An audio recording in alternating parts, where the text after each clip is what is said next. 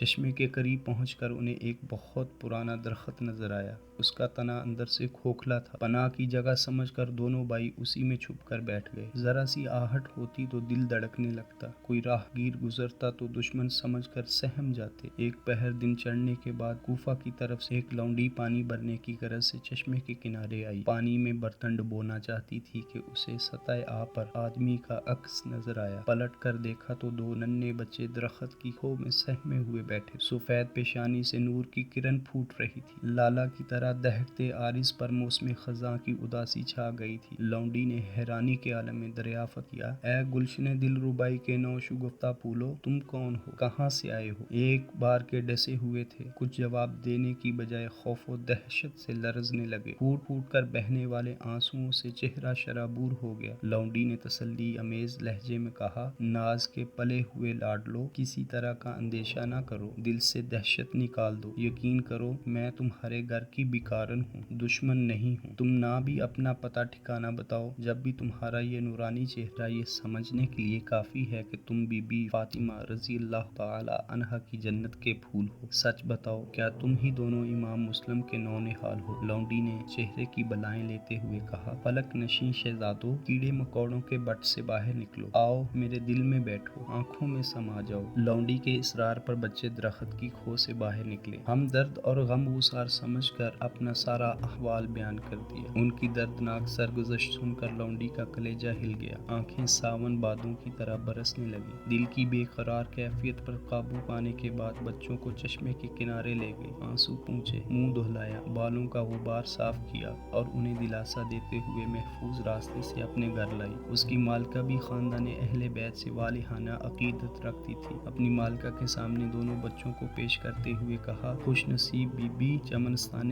فاطمی کے دو پھول لے کر آئی ہوں۔ یہ دونوں امام مسلم علیہ السلام کے لاڈلے ہیں، بن باپ کے یتیم بچے ہیں، پردیس میں ان کا کوئی نہیں ہے۔ ان کی بے کسی اور یتیمی پر ترس کھانے کی بجائے ظالم اب ان بے گناہوں کے خون کے در پہ ہے۔ خوف و دہشت سے ننھا سا کلیجہ سوکھ گیا۔ ہاشمی گھرانے کے یہ دونوں لال ڈر کے مارے درخت کی ایک کھو میں چھپے ہوئے تھے۔ بی بی، سورج سوا نیزے پر آ گیا، لیکن گہوارہ مادر سے نکلے ہوئے ان شیر خوار بچوں کے منہ میں کوئی چیز بھی اب تک نہیں پڑی ہے۔ مالکہ یہ سارا ماجرا سن کر تڑپ گئی، گریہ بے اختیار سے اس کے آنچل کا دامن بھیگ گیا۔ وارفتگی شوق میں بچوں کو گود میں بٹھا لیا، چہرے کی بلائیں لیں، سر پر ہاتھ پھیرا اور نہلا دھلا کر کپڑے بدلوائے، آنکھوں میں سرما لگائے، زلفیں سنواری اور کھلا پلا کر ایک محفوظ کوٹھری میں آرام کرنے کے لیے بستر لگا دیا۔ قدم قدم پر شفقت و پیار کا پھوٹتا ہوا سیلاب دیکھ کر غریب الوطن بچوں کو اپنی ماں یاد آ گئی۔ یکا یک ممتا کی گود کا پلا ہوا ارمان مچل اٹھا، بے تاب ہو کر رونے لگے۔ پھول جیسے رخساروں پر ڈھلکتے ہوئے آنسو دیکھ کر مالکہ بے چین ہو گئی، دوڑ کر سینے سے لپٹا لیا، اپنے آنچل کے پلو سے آنسو پونچھے، تسلی دیتے ہوئے کہا، آنکھ کے تارو، اس گھر کو اپنا ہی گھر سمجھو، تمہارے قدموں پر میری جان نثار، میری روح صدقے، میں جب تک زندہ رہوں گی تمہارا ہر ناز اٹھاؤں گی، تمہارے دم قدم سے میرے ارمانوں کا چمن کھل گیا ہے، میرے آنگن میں چھما چھم نور کی بارش ہو رہی ہے۔ رات کا بھیانک منظر تھا، سیاہی ہر طرف پھیل گئی تھی۔ امام مسلم کے یتیم بچوں کی تلاش میں حکومت کے جاسوس اور دنیا کے لالچی کتے گلی گلی پھر رہے تھے۔ کافی دیر تک گھر کی مالکہ اپنے شوہر حارث کے انتظار میں جاگتی رہی۔ ایک پہر رات کے ڈھل جانے کے بعد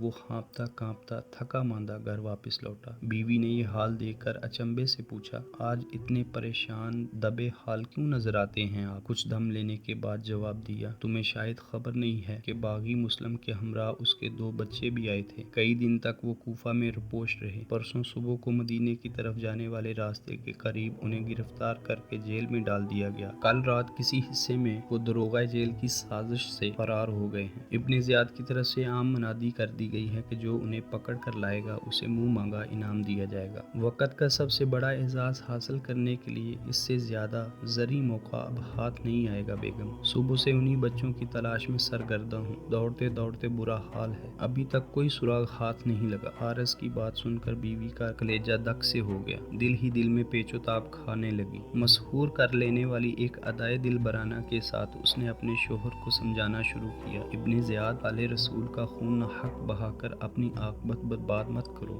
دنیا کی آسائش چند روزہ ہے، انعام کی لالچ میں جہنم کا ہولناک عذاب مت خریدو۔ ذرا اپنے دل پر ہاتھ رکھ کر سوچئے، کل میدان حشر میں رسول خدا کو ہم کیا منہ دکھائیں گے؟ حارث کا دل پوری طرح سیاہ ہو چکا تھا، بیوی کی باتوں کا کوئی اثر اس کے دل پر نہیں ہوا۔ اس نے جھنجھلاتے ہوئے جواب دیا، نصیحت کرنے کی ضرورت نہیں ہے، عاقبت کا نفع نقصان میں خود سمجھتا ہوں، میرا ارادہ اٹل ہے، اپنی جگہ سے کوئی بھی مجھے نہیں ہٹا سکتا۔ سنگ دل شوہر کی نیت بد معلوم ہونے کے بعد منٹ منٹ پر دل دھڑک رہا تھا کہ مبادا ظالم کو کہیں بچوں کی بنک نہ لگ جائے، اس لیے جلد ہی اسے کھلا پلا کر سلا دیا اور جب تک نیند نہیں آ گئی اس کے پاس بیٹھی اسے باتوں میں بہلاتی رہی۔ جب وہ سو گیا تو دبے پاؤں اٹھی اور بچوں کی کوٹری میں تالا ڈال دیا۔ فکر سے آنکھوں کی نیند اڑ گئی تھی، رہ رہ کر دل میں ہوک اٹھتی تھی، ہائے اللہ، حرم نبوت کے ان راج دلاروں کو کچھ ہو گیا تو حشر کے دن سیدہ کو میں کیا منہ دکھاؤں گی؟ دنیا قیامت تک میرے منہ پر تھوکے گی کہ میں نے نبی زادوں کے ساتھ دغا کیا، انہیں جھوٹا دم دلاسا دے کر مقتل کے راہ گزر تک لے آئی۔ آہ،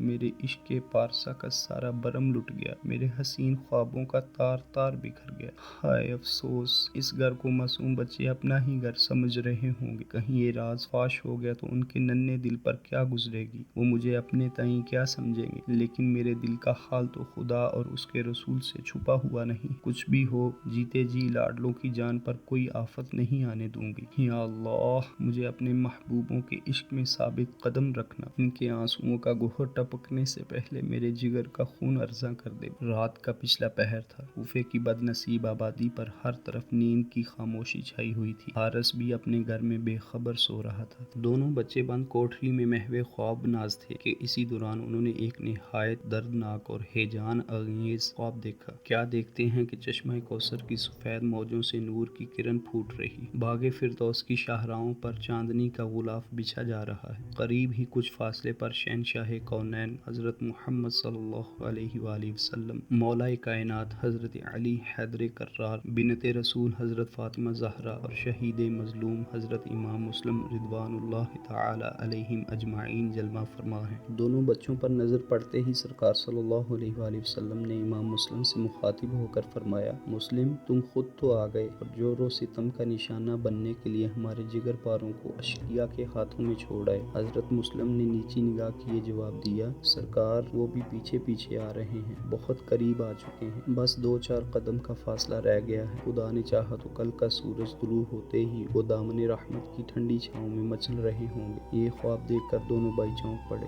بڑے نے چھوٹے کو جھنجھوڑتے ہوئے کہا، اب سونے کا وقت نہیں ہے، ہماری شب زندگی کی سحر ہو گئی ہے، بھیا اٹھو، بابا جان نے خبر دی ہے کہ اب ہم چند گھنٹے کے مہمان ہیں، حوض کوثر پر نانا حضور ہمارے انتظار میں کھڑے ہیں، دادی اماں نہایت بے تابی کے ساتھ ہماری راہ دیکھ رہی ہیں، بھیا صبر کر لو، اب دشمنوں کی خون آشام تلواروں کی زد سے بچ نکلنا بہت مشکل ہے، اب مدینے لوٹ کر جانا نصیب میں نہیں ہوگا، ہائے امی جان، اب آخری وقت بھی ملاقات نہ ہو سکے گی۔ چھوٹے بھائی نے ڈبڈباتے ہوئے جواب دیا، بھائی جان، میں نے بھی اسی طرح کا خواب دیکھا ہے، کیا سچ مچ ہم لوگ کل صبح قتل کر دیے جائیں گے؟ ہائے، ایک دوسرے کو ذبح ہوتے ہم کیسے دیکھ سکیں گے؟ یہ کہہ کر دونوں بھائی ایک دوسرے کے گلے میں باہیں ڈال کر لپٹ گئے اور پھوٹ پھوٹ کر رونے لگے۔ قضا بھی طاق ہی میں تھی، نالہ بے اختیار کی آواز سے جلاد حارث کی آنکھ کھل گئی۔ آہ، سوتی ہوئی قیامت جاگ اٹھی۔ ظالم نے بیوی کو جگا کر پوچھا، یہ بچوں کے رونے کی آواز کہاں سے آ رہی ہے؟ صورتحال کی نزاکت سے بیوی کا کلیجہ سوکھ گیا، اس نے ٹالتے ہوئے جواب دیا، سو جائیے، کہیں پڑوس کے بچے رو رہے ہوں گے۔ سنگ دل نے تیور بدل کر کہا، پڑوس سے نہیں، ہمارے گھر سے یہ آواز آ رہی ہے، ہو نہ ہو یہ وہی مسلم کے بچے ہیں جن کی تلاش میں کئی دن سے میں سرگرداں ہوں۔ یہ کہتے ہوئے اٹھا اور اسی کوٹری کے پاس جا کر کھڑا ہو گیا، تالا توڑ کر دروازہ کھولا، اندر جا کر دیکھا تو دونوں بچے روتے روتے بے حال ہو گئے تھے۔ اس نے کرخت لہجے میں دریافت کیا، تم کون ہو؟ اچانک اسی اجنبی آواز پر بچے سہم گئے، لیکن چونکہ اس گھر کو اپنا دارالامان سمجھے ہوئے تھے، یہ کہتے ہوئے ذرا بھی تامل نہ ہوا کہ ہم امام مسلم کے یتیم بچے ہیں۔ یہ سن کر ظالم غصے سے دیوانہ ہو گیا، میں تو چاروں طرف ڈھونڈ ڈھونڈ کر ہلکان ہو رہا ہوں اور تم لوگ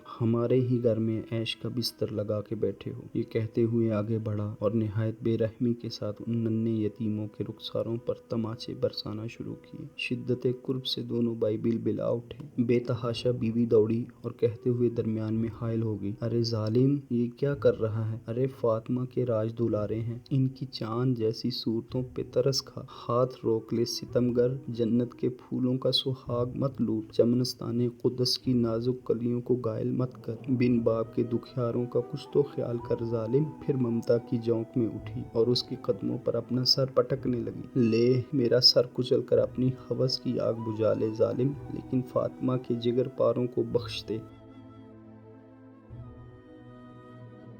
آج کی ایپیسوڈ میں اتنا ہی۔ اس داستان کا بقیہ حصہ ہم آنے والی ایپیسوڈ میں بیان کریں گے۔ اگلی ایپیسوڈ دیکھنے کے لیے ہمارے چینل کو سبسکرائب کریں اور بیل آئیکن کو دبانا مت بھولیے گا۔ Thanks for watching.